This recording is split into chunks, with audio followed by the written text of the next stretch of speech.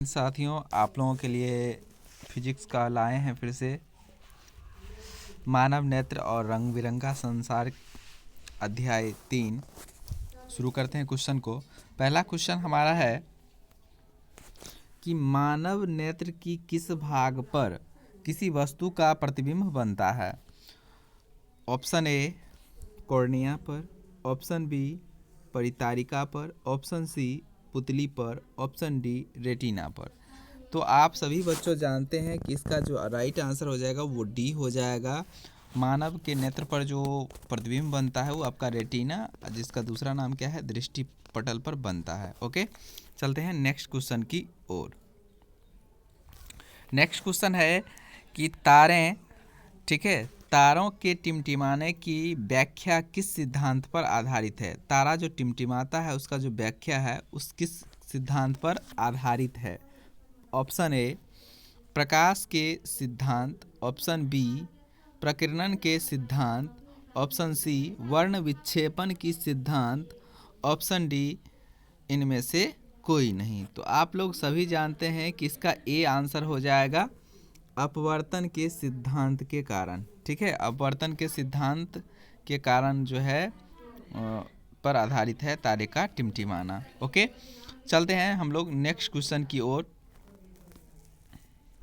चलिए let's go.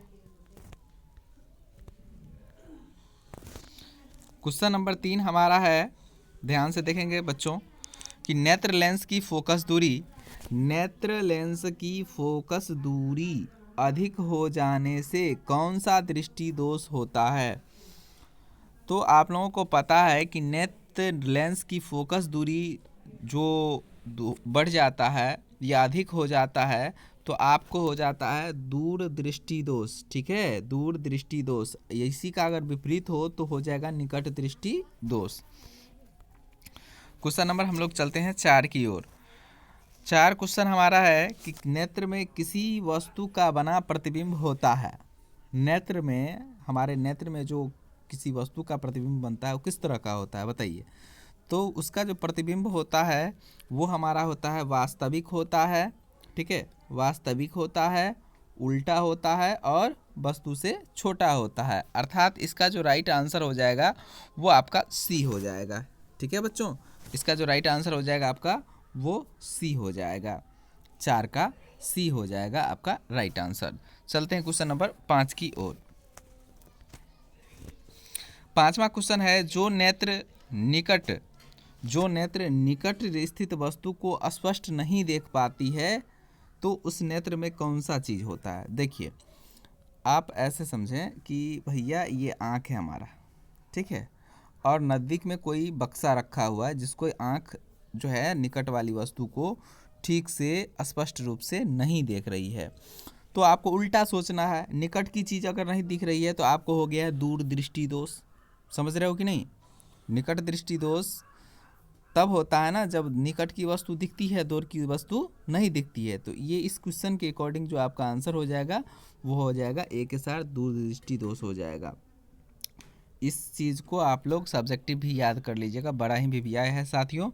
सीधा ऐसा समझिए ना कि जिस निकट दृष्टि दोष है तो लॉजिक है कि निकट दृष्टि, उल्टा सोचना है आपको। निकट दृष्टि दोष में निकट की वस्तु दिखेगी लेकिन दूर की वस्तु स्पष्ट नहीं दिखेगी। दूर की दृष्टि दोष में दूर की वस्तु जो है आपको दिखेगी लेकिन नज़दीक की वस्तु स्पष्ट नहीं दिखेगी। समझ गए। चलिए लेट्स गो, क्वेश्चन नंबर 6 की ओर चलते हैं हम लोग। हमारा 6 क्वेश्चन है कि श्वेत प्रकाश की किरण जब किसी प्रिज्म से होकर गुजरती है तब जो वर्ण यानी कि रंग सबसे अधिक विचलित होती है वह है। देखिए, विचलन की अगर बात की जाए, सबसे अधिक विचलन की बात की जाए तो वो आपका हो जाएगा बैगनी रंग हो जाएगा, यानी कि सी हो जाएगा। यहीं पे कहता कि किस रंग का तरंगदैर्घ्य सबसे अधिक होता है तो वो आपका लाल हो जाएगा। यहाँ पर कन्फ्यूजन नहीं करना है बाबू, ध्यान से फिर से सुन लीजिए। अगर कहेगा किस रंग का तरंगदैर्घ्य सबसे ज़्यादा होता है तो वो लाल होगा। अगर कहेगा किस रंग का जो है वर्ण विक्षेपण सबसे ज़्यादा होता है तो वो हो जाएगा आपका बैगनी के साथ हो जाएगा। ठीक है, तो चलते हैं क्वेश्चन नंबर नेक्स्ट की ओर। चलिए यस कीजिए सर, लेट्स गो। चलिए, बहुत अच्छा प्यारा क्वेश्चन। जो नेत्र निकट की वस्तु को स्थित को स्पष्ट रूप से नहीं देख पाता है। ये देखिए दोबारा शायद आ गया ये क्वेश्चन आपको हम पहले भी बता रखे हैं। चलिए लेट्स गो अगला क्वेश्चन। 7वां क्वेश्चन है कि अपने लेंस की फोकस दूरी को बदल कर दूर या निकट वस्तु को साफ साफ देख सकने की आंखें के गुण को क्या कहते हैं। मतलब कभी हम ना नज़दीक देखते हैं तो हमारा आंख की जो फोकस दूरी होती है वो ऑटोमेटिक बदलती रहती है, उसे क्या कहते हैं। नज़दीक देखते हैं फिर भी दिखता है, दूर देखते हैं तब भी दिखता है, तो ऐसा क्यों होता है, मतलब किस क्षमता के कारण होता है। तो इसका जो राइट आंसर हो जाएगा समंजन क्षमता के कारण हो जाएगा। ठीक है, समंजन क्षमता के कारण ही ऐसा हो पाता है। क्वेश्चन नंबर 8 की ओर बात चलते हैं। क्वेश्चन नंबर हमारा 8 है कि जरा दूरदर्शिता से पीड़ित व्यक्ति का उपचार किस प्रकार के लेंस द्वारा किया जाता है। जरा दूरदर्शिता, जिसको ना तो नज़दीक में साफ दिखेगा ना तो दूर में, तो देखिए इसका बाईफोकल लेंस लगा के उपचार कर देना है। ठीक है भैया, क्लियर। चलिए क्वेश्चन नंबर 9 की ओर चलते हैं हम लोग। क्वेश्चन हमारा 9 बहुत प्यारा और मस्त क्वेश्चन है भैया, ध्यान दीजिएगा। क्वेश्चन है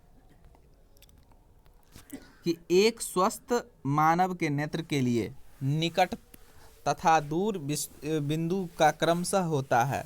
देखिए एक जो स्वस्थ आँख है ना उसके लिए निकट और दूर की क्रमशः होते हैं। मतलब निकट में कितने पर देख सकता है कम से कम, और दूर पर कितने। ठीक है, तो देखिए निकट की बात की जाए तो एक आँख जो है निकट रखी वस्तु को 25 सेंटीमीटर पर देखना चाहिए ताकि उसका आँख खराब ना हो। ठीक है, अब देखने के लिए आप पूरा सटा के देखिएगा तो अलग बात है, लेकिन नियम है, साइंस कहती है कि 25 सेंटीमीटर पर आप देखिए। और स्वच्छ आँख दूर से दूर अधिक से अधिक कितना दूरी तक देख सकता है, वो आपका अनंत तक देख सकता है। ठीक है, तो इसका जो राइट आंसर हो जाएगा वो आपका डी के साथ लॉक होगा। अच्छा नंदन जी जी आपका बिल्कुल राइट आंसर। ठीक, मन लगाइए पढ़ने में भी भाई। ठीक, अच्छा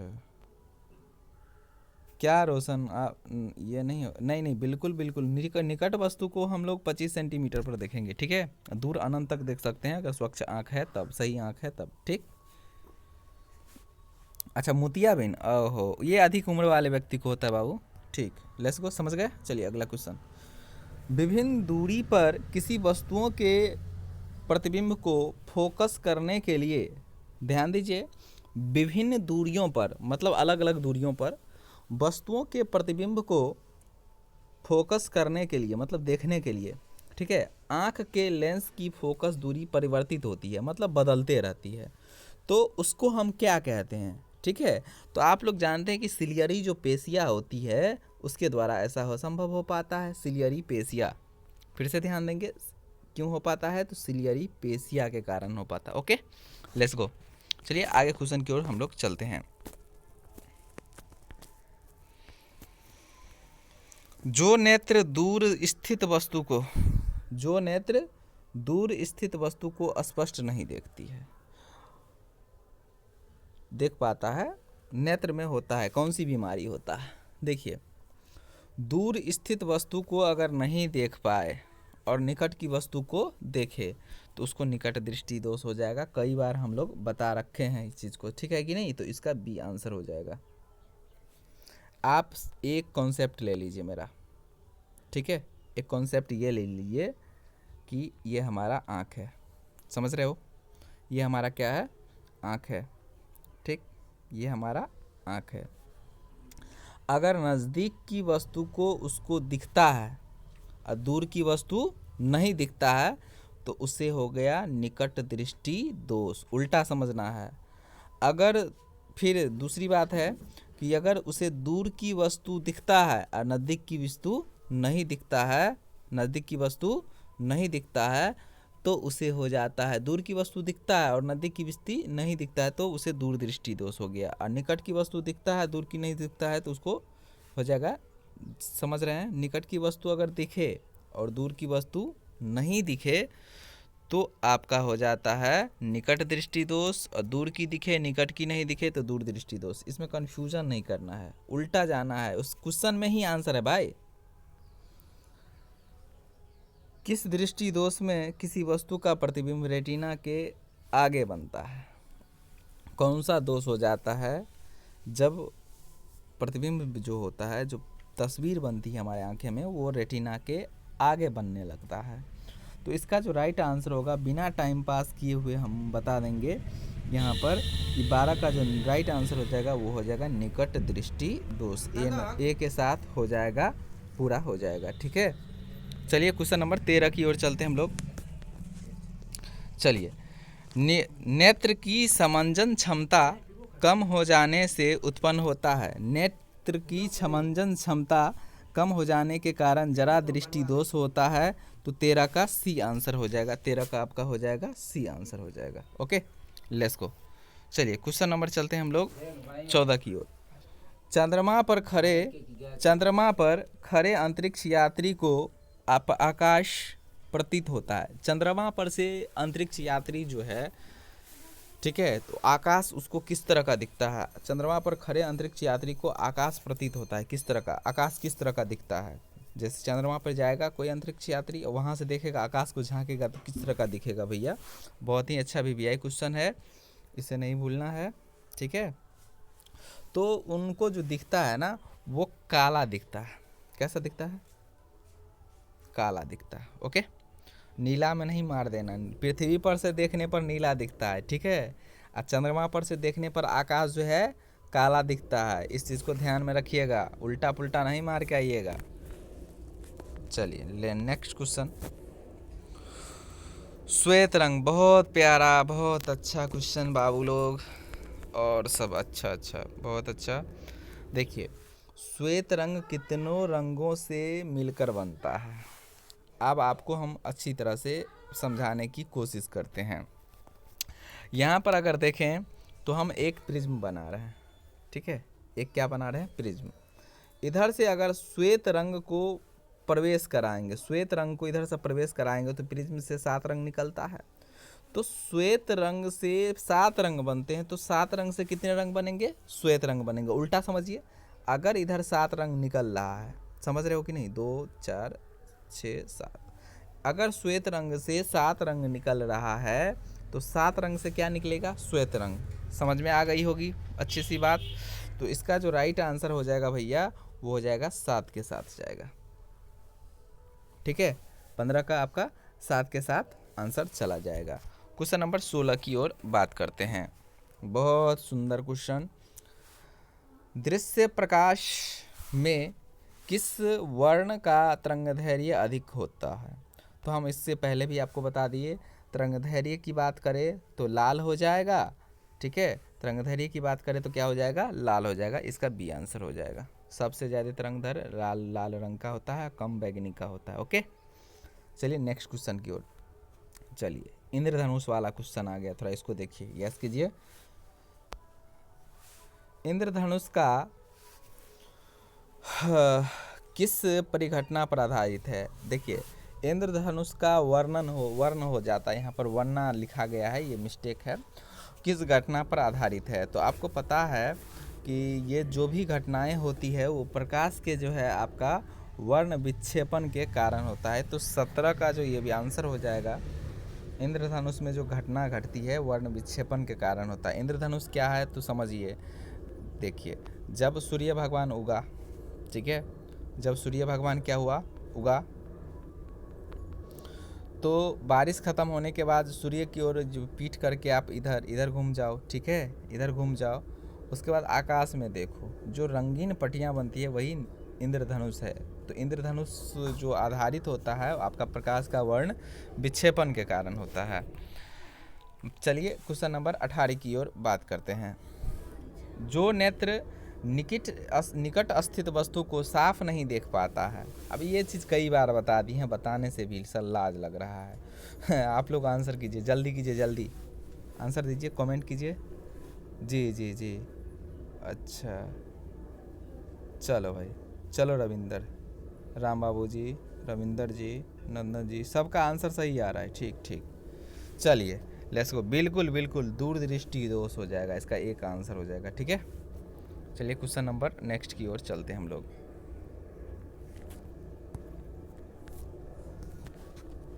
चलिए इसे बिल्कुल वीवीआई कर लें, ठीक है, इसे आप वीवीआई कर लीजिए। ओके, चलिए नेक्स्ट क्वेश्चन की ओर हम लोग चलते हैं। नेक्स्ट क्वेश्चन हमारा है कि किसी, ठीक है, कोलाइडी विलयन में, कोलाइडी विलयन होगा, किसी कोलाइडी विलयन में निलंबित कणों से प्रकाश के प्रकीर्णन को कहा जाता है। देखो, किसी कोलाइडी विलयन में निलंबित कणों से प्रकाश के विकर्णन को कहा जाता है। क्या कहा जाता है? तो आप लोगों को पता होगा, ये सीधा सीधी परिभाषा है टिंडल प्रभाव का। किसका परिभाषा है? टिंडल प्रभाव का। ये 2 नंबरी में भी आपसे पूछा जा सकता है, 2 नंबरी में भी पूछा जा सकता है कि टिंडल प्रभाव से आप क्या समझते हैं या टिंडल प्रभाव क्या है। तो इसका आंसर हो जाएगा किसी कोलाइडी विलयन में निलंबित कणों से प्रकाश के प्रकीर्णन को कहा जाता है। ओके, चलिए क्वेश्चन नंबर 20 की ओर। देखिए ये चीज़ ना कई बार बताए हैं, बार बार बताना एक ही चीज़ खराब लगता भैया, है कि नहीं? तो इस चीज़ को आप समझिए। ये जो हमारा क्वेश्चन है, सामान्य मानव नेत्र को दूर बिंदु है, सामान्य जो आँख है वो कितने दूरी पर कम से कम देख सकता है? तो सामान्य आँख जो है